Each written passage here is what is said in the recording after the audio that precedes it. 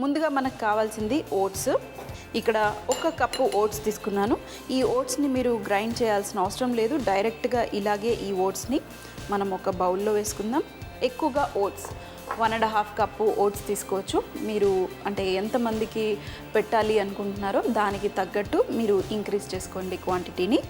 ఇందులో కొంచెం ఓట్స్కి మనకి ఫ్లేవర్ ఎక్కువగా ఉండదు కాబట్టి దాంట్లో కొంచెం మనకి ఫ్లేవర్ బాగా ఉండటానికి ఇందులో మనము కాస్త బియ్యపిండి, ఒక 2 టీ స్పూన్ల బియ్యపిండి వేసుకోవచ్చు. అలాగే 2 టీ స్పూన్ల శనగపిండి, ఎక్కువగా కాదు, వేసేసి మిక్స్ చేయండి.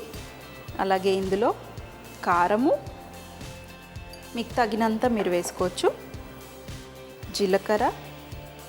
ఇవన్నీ చూస్తే చాలా చాలా సింపుల్గా అనిపిస్తుంది, కానీ ఎంతమంది ట్రై చేస్తారు అన్నదే క్వశ్చన్. అందుకే చూపిస్తున్నాము మిమ్మల్ని ఎంకరేజ్ చేయడానికి.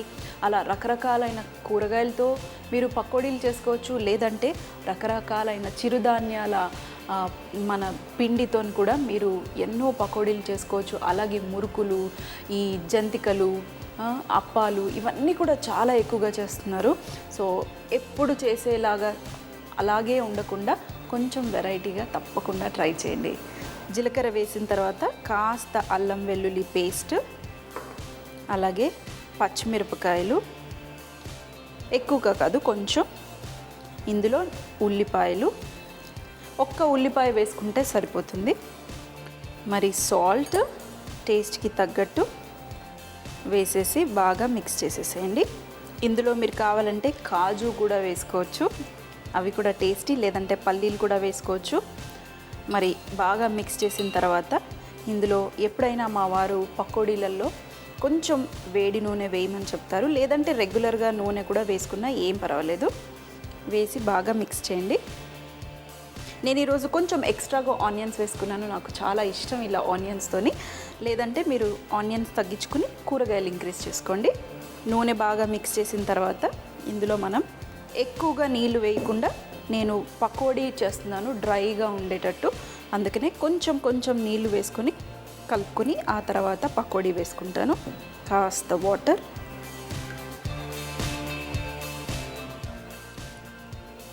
ఎక్కువగా వేయకండి, కాస్త కాస్త వేసుకుని ఆ తర్వాత అవసరం అనుకుంటే మీరు ఇంకొంచెం వాటర్ వేసుకోవచ్చు. మీకు సాఫ్ట్ బజ్జీలు కావాలి అని అనుకుంటే చిటికెడు సోడా వేసుకుని కొంచెం ఎక్కువగా వాటర్ వేసుకొని మిక్స్ చేస్తే మీకు సాఫ్ట్గా బజ్జీలు వస్తాయి. సో నేను సాఫ్ట్ బజ్జీలు చేయట్లేదు, పకోడీ చేస్తున్నాను కరకరలాడుతూ. సో చూడండి, మిక్స్చర్ గట్టిగా ఉంది కదా. అలాగే ఓట్స్ కాబట్టి నీళ్ళు చాలా ఫాస్ట్గా పీల్ చేసుకుంటుంది, సో గట్టిగా అయిపోతూనే ఉంటుంది. సో వెంటనే మీరు పకోడీలు నూనెలో వేసేసుకొని కాల్చేసుకోండి. ఇంకా ఎక్కువగా వాటర్ మీరు వేయాల్సిన అవసరం లేదు.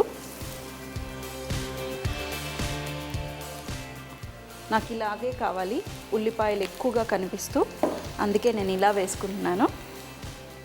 ఇంకొంచెం మీరు బయట మార్కెట్లో ఈ ఉల్లిపాయ పకోడీ ఎప్పుడన్నా కొనుంటే వాళ్ళు ఎలా వేస్తారంటే ఇంత ముద్ద చేతిలో పెట్టేసుకుని ఎంత ఫాస్ట్గా చకచకచకచకగా అని ఇలా వదిలేస్తూ ఉంటారంటే ఎంత ఫాస్ట్గా చేస్తారు, అలాగే ఎంత చక్కగా కాలుస్తారు.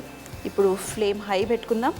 ముందుగా కొంచెం స్లో ఫ్లేమ్లో, ఆ తర్వాత హై పెట్టుకుని చూడండి. నేను ఎక్కువగా ఓట్స్ వాడుకున్నాను. 2 టీ స్పూన్లే నేను మన శనగపిండి అలాగే బియ్యపిండి వేసుకున్నాను, ఎక్కువగా ఏవి వేసుకోలేదు. ఇప్పుడు ఫ్లేమ్ ఇంక్రీజ్ చేసి మంచి రంగు వచ్చి అలాగే క్రిస్పీగా అయ్యేంత వరకు మనం ఫ్రై చేసుకుంటే మన ఓట్స్ పకోడీ రెడీ.